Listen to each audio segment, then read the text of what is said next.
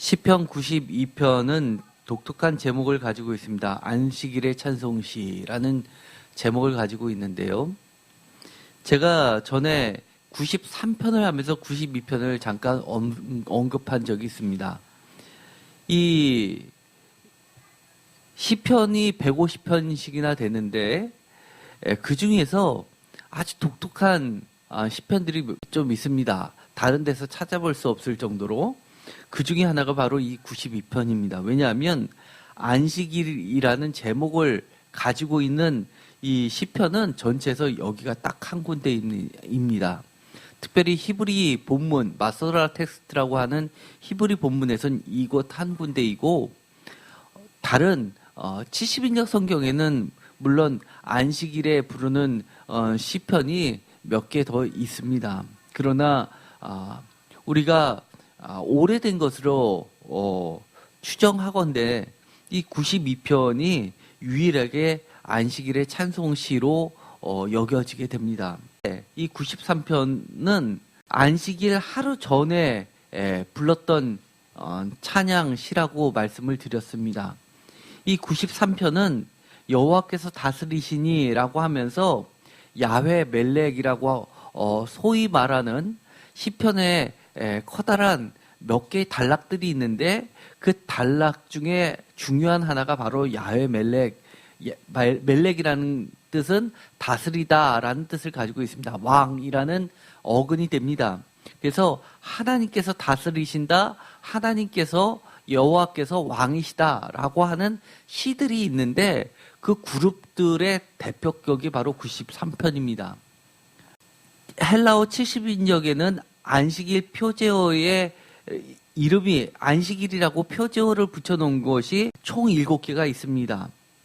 시편 24편은 오늘날의 달력으로 치면 일요일, 그 다음에 시편 48편은 월요일, 시편 82편은 화요일, 시편 94편은 수요일, 시편 81편은 목요일, 그 다음에 시편 93편은 금요일, 그리고 시편 92편이 토요일에서 안식일날 부르는 것으로 정해놓고 이렇게 일주일을 예배, 주기적인 예배 찬양으로 이 시편을 읊었던 전통이 있습니다. 그만큼 이 92편은 중요하면서 또 93편과 아까 말씀드렸던 것처럼 다른 시들하고도 연관져서 같이 함께 읽어야지 그 의미가 더욱 드러나게 됩니다. 제4권을 시작하면서 4권과 5권 전체의 편집자는 에스라로 추정이 되는데, 에스라는 우리가 잘 알고 있는 것처럼 포로 귀환 공동체를 이끌고 왔던 지도자입니다. 그렇기 때문에 이 제사장이 에스라가 포로 귀환 공동체를 끌고 오면서 모세의 노래를 제4권에 처음으로 놓은 이유는 이 바벨론에서 포로에서 돌아오는 그것이 제2의 출애굽이라고 그는 여겼던 것입니다. 그리고 나서 이 92편은 제2의 출애굽이 시작해서 그 다음에 91편을 거치면서 92편에 와서 비로소 안식일을 치르는 듯한 인상을 주게 됩니다. 91편은 제목이 없지만 90편부터 92편까지 계속해서 이어지는 여러 가지 키워드들이 있습니다. 예를 들어서 90편 4절에 보면 밤의 한순간이라고 이야기를 하고 있고, 또 6절에 보면 푸른 아침에 꽃이 피어 자라다가 저녁에는 시들어 마르는 것으로 아침과 저녁을 나타냅니다. 이처럼 하루가 매우 짧게 지나가고 주의 목전에서는 천년이 지나간 어제 같으며, 인생들은 주님께서 돌아가라라고 그러면 언제든지 사그라질 수밖에 없는, 정말 10절에 보면 연수가 70이요 강건하면 80분이 안 되는 그런 하나님 앞에서는 너무나 초라한 것뿐이 되지 않는다는 것을 고백합니다. 그러면서 이스라엘의 그 화려했던 다윗의 왕조가 정말 한순간처럼 무너지는 것을 드러내고 있습니다. 91편에도 낮과 밤의 이야기가 반복됩니다. 예를 들어서 5절에 보면 너는 밤에 찾아오는 공포와 낮에 낮아드는 화살가라고 하면서 밤과 낮을 이야기하고 있으면서 12절에 보면 그들의 손으로 너를 붙들어 발이 돌에 부딪히지 아니하게 하리로다. 13절 내가 사자와 독사를 밟으며 젊은 사자와 뱀을 발로 누르리로다 라고 하면서 매우 강력한 승리자의 모습을 갖고 있는 믿음에 찬 노래를 부르고 있습니다. 그렇다는 이야기는 이 91편은 포로로 허무하게 끝나버린 인생이지만 그 여러 가지 전염병이 있는 7절에 있는 것처럼 1000명이 내 왼쪽에서 10,000명이 내 오른쪽에서 엎드러지는 상황이라 하더라도 포로로 끌려간 상황이라도 우리가 지존자의 은밀한 곳에서 믿음을 가지고 사는 자들은 하나님께서 사자와 독사를 밟게 하는 그런 보호하심이 있다는 강한 믿음을 표현해주고 있다고 말씀드렸습니다. 그리고 나서 최종적으로 도착한 지점에서 다시 시온으로 돌아와서 예루살렘 성전에서 드디어 예배를 드리는 것과 같은 뉘앙스를 풍기고 있습니다. 92편 1절에서 3절까지를 보면 정말 이렇게 시작이 됩니다. 지존자여라고 하면서 높이 계신 분을 찬양하고 있습니다. 여호와의 이름을 지존자라고 다시 부르는 것은 91편 1절에서도 지존자라고 부르는 것과 맥을 같이 하고 있습니다. 그러면서 시편금과 비파와 수금으로 여호와께 감사하며 라고 하면서 예배를 시작하고 있습니다. 시편금, 줄이 10개 달린 악기입니다. 그리고 비파와 수금, 이것도 다 줄이 달린 악기인데 사실은 번역을 시편금, 비파, 수금이라고 번역을 했지만 사실 이것이 명확하게 어떤 악기였는지는 밝혀지지 않았습니다. 여러 고고학 자료를 보면 추정은 아마 이 세 개의 악기는 사이즈가 틀린, 그래서 울림통이 틀리기 때문에 고음을 내는 악기 또는 저음을 내는 악기, 이렇게 구분되어 있었던 악기로 추정을 하고 있습니다. 우리가 잘 알고 있듯이 비파는 역사상에서 가장 오래된 고고학에서 나온 것은 주전 1500년에 비파가 처음 나왔습니다. 우리가 생각하는 것보다 훨씬 더 오래되었죠. 그리고 다른 이 벽화 같은 데를 보면 이런 비파보다는 조금 더 큰 사이즈의 현악기들도 있는 것들로 보아서는 이 시편국과 비파, 수금은 매우 값비싼 오래된 악기였었던 걸로 보입니다.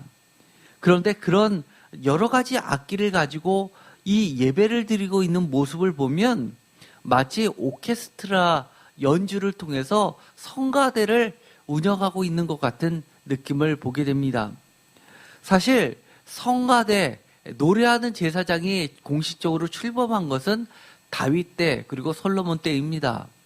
그렇기 때문에 이 안식일의 찬송시라고 하는 것은 최고로 부흥했던 때를 겨냥하면서 그의 예배의 저정을 그대로 살려내고 있는 찬양시입니다.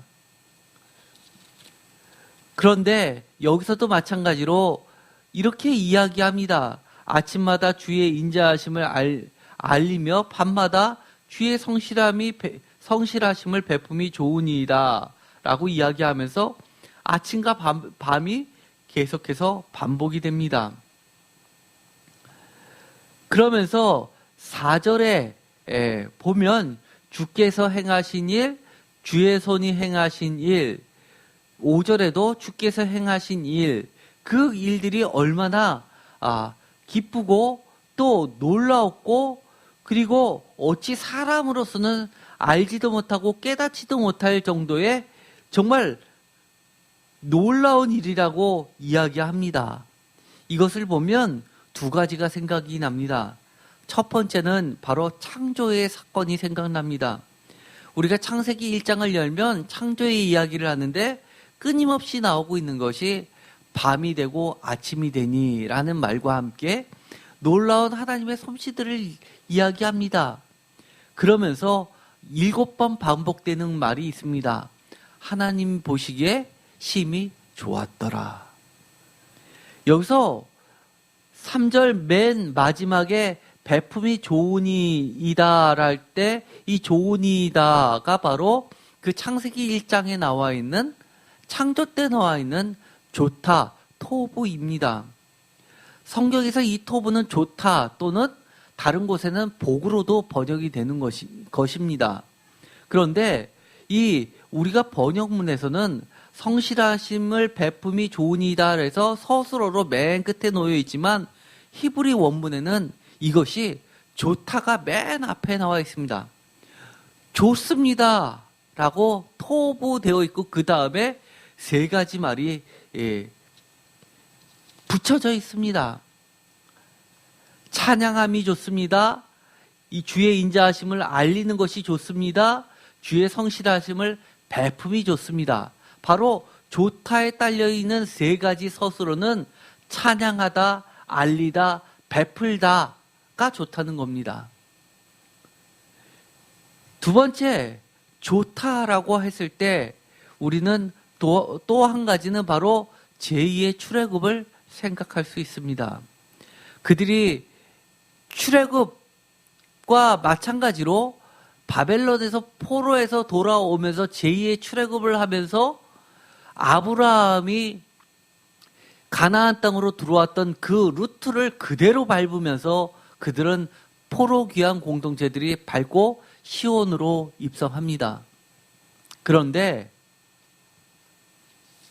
도착해서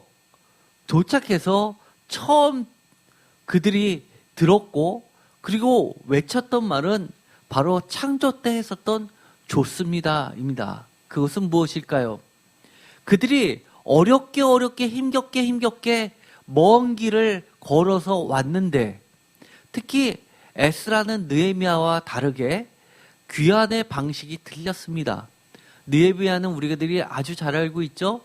왕의 조서를 받고 여러 가지 물자를 확보하고 적의 침입에도 대비하는 여러 가지 철두철미한 것을 가지고 오는데 에스라는 정반대의 모습으로 들어옵니다.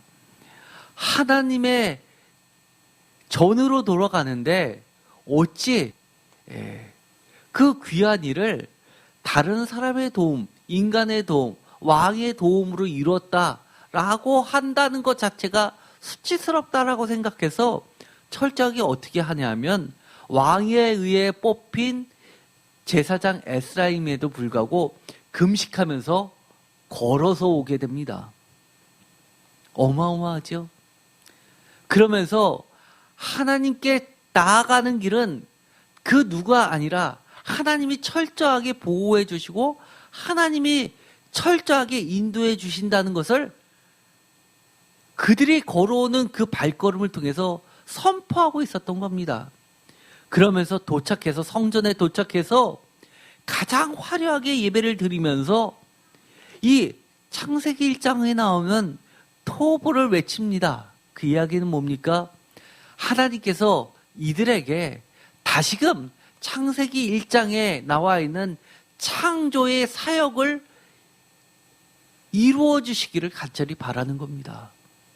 여러분들께서 만약에 어려운 상황이 있는데 직장이나 사업장에서 큰 어려움이 있고 위기가 있어서 야근을 해야 되고 아니면 사방팔방 도움을 구하러 가야 되는데 아니야 수요일이니까 내가 일단은 예배를 드려야지 하면서 정말 무거운 심정으로 어깨는 축 처져가지고 터덜터덜 걸어왔다고 가정을 해봅시다. 이곳에 왔는데 주님이 여러분에게 걱정하지 마. 내가 세상을 창조했듯이 어둠에서 빛이 있으라 했듯이 너에게 새로운 창조를 내가 지금부터 일으켜 줄게라는 하나님의 음성을 듣는다면 여러분의 감격은 어떻겠습니까? 바로 이 예배는 그런 예배입니다. 굶으면서 금식하면서 왕의 조서를 칙령을 받았음에도 불구하고 그것을 내팽개치고 철저히 하나님의 도우심만을 바라보고 걸어왔던 그들에게 임하신 하나님의 임재하심이 바로 이 시편 92편인 겁니다. 그러면서 그들은 찬양을 부를 때 울었을 겁니다. 그러면서도 그들은 이렇게 이야기합니다. 힘들다고 이야기하는 것이 아니라 기쁘다고 이야기하는 겁니다. 그러면서 이렇게 고백합니다. 주께서 행하신 일이 어찌 그리 크신지요. 주의 생각이 매우 깊으시니이다. 어리석은 자도 알지 못하며 무지한 자도 이를 깨닫지 못하나이다. 도대체 이 일이 어떻게 벌어졌는지, 하나님께서 어떻게 이 모든 것들을 이끌고 계시는지는 하나님을 경외하는 자들만이 알 수 있게 해 주셨습니다. 그리고 나서 그 누구도 생각하지 못했던 방식으로 하나님께서는 베풀어 주셨습니다. 그들의 발걸음, 그들이 처해져 있는 상황 넉넉지 않았습니다. 이 7절에 보면 이렇게 이야기합니다. 악인들은 풀같이 자라고 악을 행하는 자는 다 흥왕할지라도 영원히 멸망하리로다. 이 이야기만을 들으면 매우 긍정적이고 좋은 것 같지만 원문을 보면 어떻게 되어 있냐 하면, 악인들은 풀같이 자라고 악을 행하는 자는 다 흥왕할지라도 할 때 자라고 흥왕할다라는 원문은 어떤 뜻을 내포하고 있냐면, 아무리 밟아도 아무리 뽑아놔도 뒤돌아서면 갑자기 또 수북히 쌓여 있는 잡초처럼 끊임없이 돋아나는 것을 이야기합니다.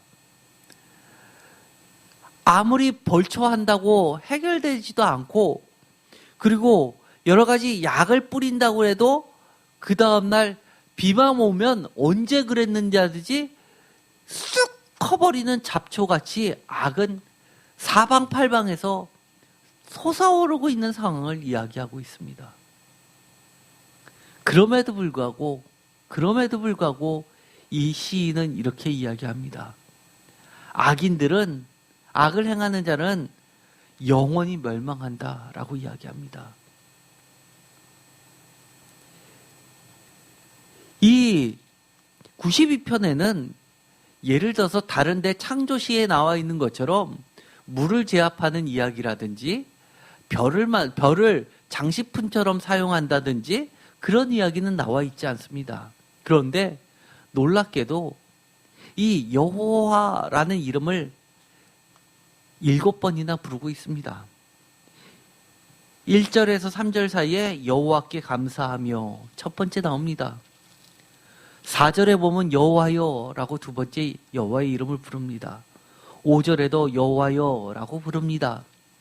8절에도 여호와여 주는 영원토록 지존하시니라 라고 부르고 있습니다. 9절에도 여호와여라고 5번째로 부릅니다. 그리고 6번째로 13절에 여호와의 집에라고 하면서 여호와의 이름을 또 부르고 있습니다. 마지막 15절에 7번째로 여호와의 정직하신가 나의 바위 되신가 그에게는 불의가 없음이 선포되리로다 라고 하면서 마치 7개의 창조 기사처럼 여호와의 이름을 그렇게 찬양하고 부르고 있습니다. 이 시인은 철저히 이 여호와의 이름을 부르면서 안식일, 지금으로 치면 주일이죠. 주일에 하나님의 이름을 부르면서 예배드리고 있습니다. 그러면서 철저하게 하나님이 내 역사 가운데서, 나의 삶 가운데서 새로운 창조를 이뤄내기를 간절히 소망하고 있습니다. 저는 이 92편을 참 좋아합니다. 왜냐하면 이 92편을 보면 정말 제 자신을 보는 듯 합니다. 그리고 저는 예전부터 이 말씀이, 심지어 제가 젊었을 때도 이 구절이 너무 좋았습니다. 14절 다 같이 읽어볼까요? 그는 늙어도 여전히 결실하며 진액이 풍족하고 빛이 청정하니. 아멘. 저는 제가 20대 청년 때도 이 시편을 읽으면서 이 구절이 그렇게 좋았습니다. 대부분의 사람들은 이 13절을 좋아합니다. 13절을 다 같이 읽겠습니다. 이는 여호와의 집에 신겼음이여 우리 하나님의 뜰 안에서 번성하리라. 이것은 뭐를 이야기합니까? 바로 12절에 있는 의인을 이야기합니다. 종려나무 같은 의인, 레바논의 백향목 같이 성장하는 의인을 이야기합니다. 그런데 그것이 여호와의 신겨졌다라고 하면서 하나님의 뜰 안에서 번성하리로다. 그래서 젊은 사람들은 주로 12절과 13절을 많이 좋아하고, 또 중고등부, 청년부 예배 같은 데에서는 주로 이 12절이나 13절을 가지고 설교를 많이 합니다. 그런데 저는 진수는 바로 14절에 있다고 봅니다. 새 창조가 뭡니까? 새 창조가 뭡니까? 우리가 다시 90편 모세의 노래로 들어가 볼까요? 모세가 뭐라고 이야기했습니까? 모세가 9절에 보면 우리의 평생이 순식간에 다하였다라고 하면서 10절 우리 연수가 70이요 강건하면 80이다. 우리 그 연수의 자랑은 수고와 슬픔뿐이요 신속기간이 우리가 날아가나이다. 나이가 들면 들수록 이것은 설명이 필요 없이 우리가 뼈저리게 느끼는 거 아닙니까? 정말 6절에 있는 것처럼 푸른 아침에 꽃이 피어 자라다가 저녁에는 시들어 마르는 우리의 인생을 그대로 얘기해 줍니다. 그런데 그렇게 노래했는데도 불구하고 이 92편에 오면 뭐라고 이야기합니까?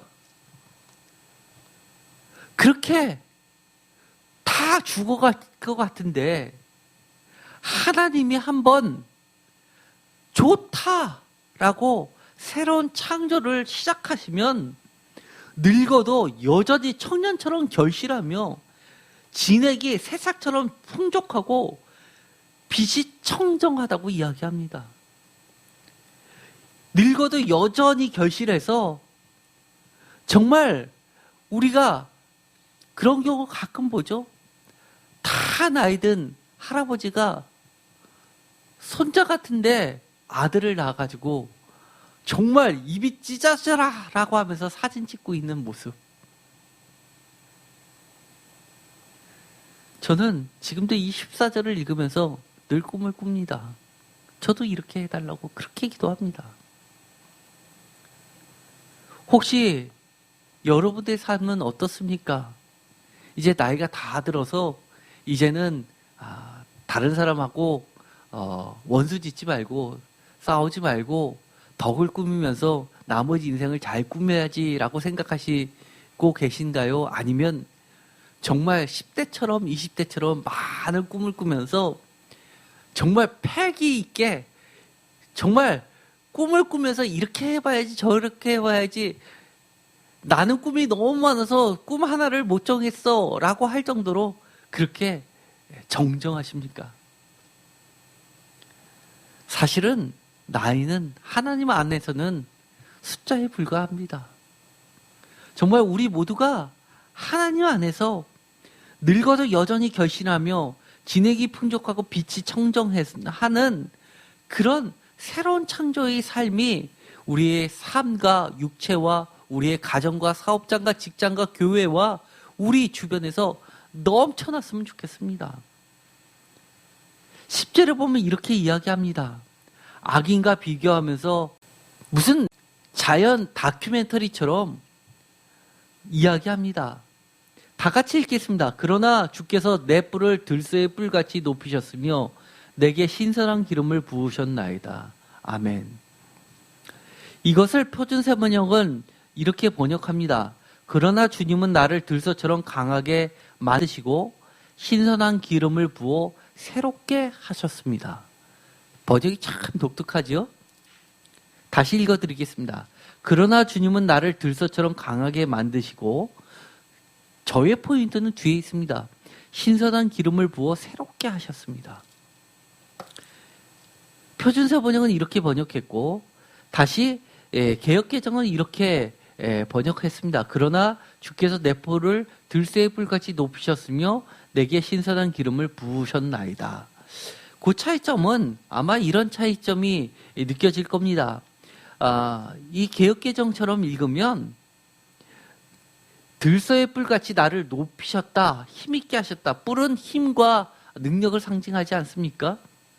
그리고 신선한 기름도 부어주셔서 내가 빛이 나는 것처럼 느껴집니다. 그런데 표준세 번역은 어떻게 약간 그것을 바꿨냐 하면 신선한 기름을 부어 나를 새롭게 하시면서 새 창조를 만들어 주면서 성령이 임하시니까 하나님의 숨이 창세기 1장에 있었던 숨이 바람이 강하게 부니까 시들어가던 나도 들소처럼 강하게 되어서 들소의 뿔같이 나를 높이셨다라고 바꿔놓고 있습니다.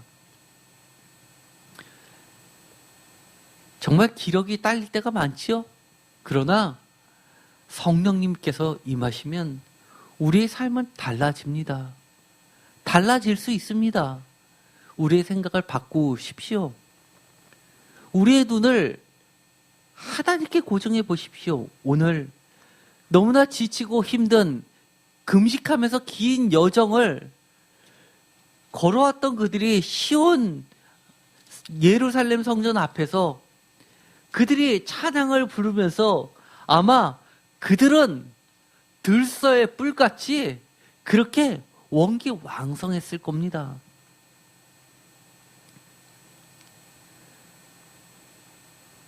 왜냐하면 여호와의 정직하신가 나의 바위 되신가 그에게는 불의가 없음이 선포되었기 때문입니다. 표준세 번역은 이것을 이렇게 번역합니다. 그리하여 주님의 올곧으심을 나타낼 것이며 주님은 나의 반석이시오 그에게는 불의가 없으시다 라고 번역합니다. 중요한 건 그리하여라는 겁니다. 개역개정에는 없지요. 표준세 번역에서는 그리하여라는 말을 넣어서 늙어서 여전히 열매를 맺으며 진액이 넘치고 항상 푸르는 그런 삶을 통해서 우리는 나만 행복한 것이 아니라 나만 즐거워한 것이 아니라 그것이 어떻다는 겁니까? 하나님의 올곧으심을 하나님이 정직하심을 드러내는 도구로 하나님 사용하고 계시다는 겁니다. 저는 성도님들의 삶이 그리고 저의 삶이 그렇게 되기를 바랍니다. 정말 우리의 사업장이, 우리의 직장이, 우리의 가정이 정말 나의 필요를 채워주는 도구가 아니라 모두가 부러워할 정도로 그렇게 주님의 올곧으심을 나타내는 곳이 되었으면 좋겠습니다. 이 모든 비결이 이 시인은 딱 하나로 매듭짓고 있습니다. 무엇일까요? 이겁니다. 12절, 13절을 다 같이 다시 한번 읽겠습니다. 의인은 종려나무 같이 번성하며 레바논의 백향목 같이 성장하리로다. 이는 여호와의 집에 심겼음이요 우리 하나님의 뜰 안에서 번성하리로다. 시인이 이렇게 주님의 올곧으심을 나타내는 정말 늙어도 여전히 결신하며 진액이 풍족하고 빛이 청정한 삶이 되는 비결을 뭐라고 이야기하냐면 하나, 여호와의 집에 심겨지면 된다는 겁니다. 하나님의 뜰 안에 있으면 된다는 겁니다. 그것이 진짜 안식이라는 겁니다. 우리가 주의를 지킨다는 거 복잡하게 생각할 필요 없습니다. 여호와의 집에 심겨지는 것, 하나님의 뜰 안에 번성하는 것이 주의를 지키는 것이고 그것이 예배입니다. 월요일부터 토요일까지 힘들게 일했으니까 힘들어서 또 다른 월요일부터 토요일까지 일하기 위해서 일요일날 하루 쉬는 것이 아니라 교회에 나와서 예배드리고 하나님의 이 이름을 부르다 보면 주님께서는 성령으로 기름을 신선한 기름을 부어주셔서 우리를 새롭게 하시고 또 예배를 통해서 여호와를 만나게 하시며 여호와께서 우리에게 좋다라고 선포해 주시면서 너는 내 소유다라고 인정하시면서 여호와의 집에 여호와의 소유물로 삼아 주신다는 겁니다. 우리가 진짜 힘들어지면 어떻게 됩니까? 주일도 못 지킵니다. 정말 아프면 안식도 없습니다. 우리 마음 가운데 돈이 많다고 안식이 주어집니까? 돈이 많아도 자살하는 사람 많이 봅니다. 우리가 인생을 살면서 참된 안식이 뭐냐를 배워가는 것이 바로 주일을 지키는 겁니다. 사실 이 92편은 제가 주일날 설교를 할까 한참 고민을 하다가 순서대로 하자 해서 차라리 이번 순서에 맞는 수요예배 했습니다. 수요예배 들으시고 차라리 주일날 정말 늘 참석했던 주일 예배와 다른 뭔가 달라진 마음가짐으로 주일 예배를 드리게 하는 게 오히려 나을 수 있겠다라는 마음이 들어서입니다. 정말 주일날 안식일을 지키면서 참된 하나님이 주시는 안식을 소유하게 됐으면 좋겠습니다. 그러면서 내가 여호와의 집에 왔지. 내가 하나님의 뜰 안에 있지. 내가 주님께서 인정하시는 종려나무지. 내가 하나님이 귀하게 여기시는 하나님의 소유 백향목이지. 그럼으로써 주님이 나에게 늙어도 여전히 결실하며 진액이 풍족하고 빛이 청정하게 해주실 거야 라고 믿게 되기를 바랍니다. 우리가 늙어도 여전히 결실하며 진액이 풍족하고 빛이 청정하고 싶으십니까? 그러면 참된 안식을 누르십시오. 참된 안식을 지키십시오. 하나님의 소유라는 것을 하나님으로부터 인정을 받으십시오.